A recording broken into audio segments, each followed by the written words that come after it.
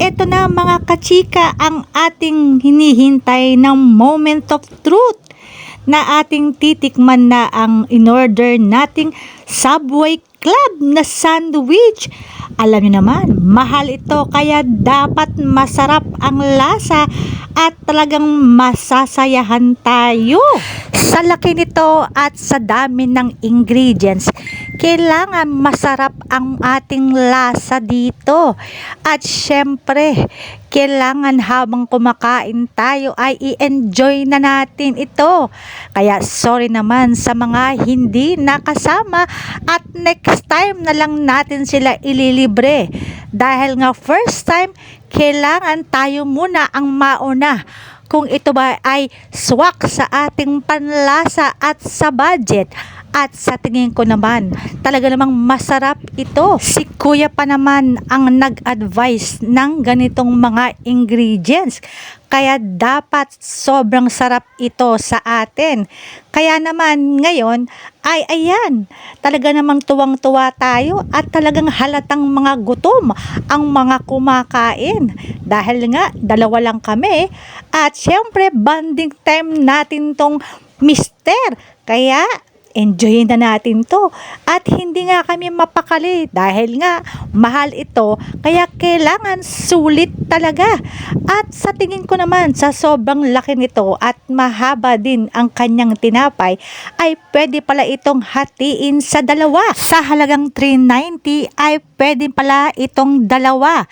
Kaya kung kayo ay magsasama ng inyong mga kaibigan, dabarkads o mga pamilya at mga anak, ay pwede na kayong maghati sa isang tinapay na ito.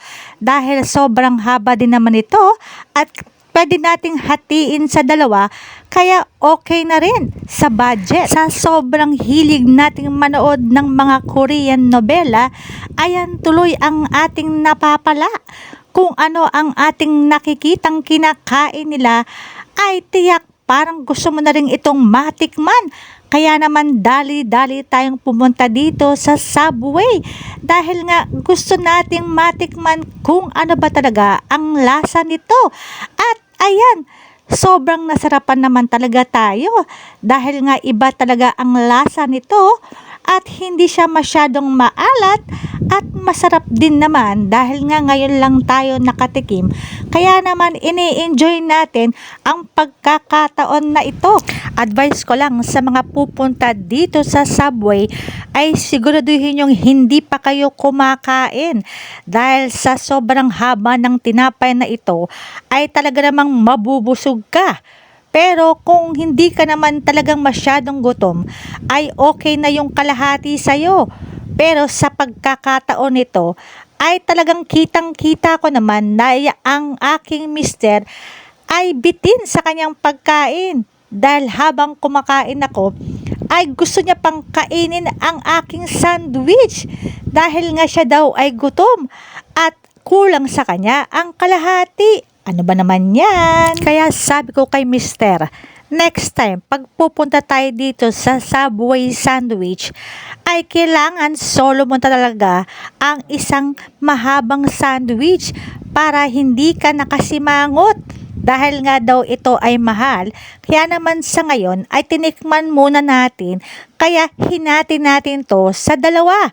Pero next time, naku, mukhang magsosolo na yata ito. Dahan-dahan pa nga ako kung kumain ng Subway sandwich na ito.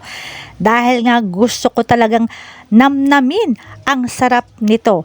Kaya ngayon, habang kumakain kami, ay binibidyo ko pa nga ito. Sabi ko pa nga kay mister, huwag siyang masyadong mabilis kumain.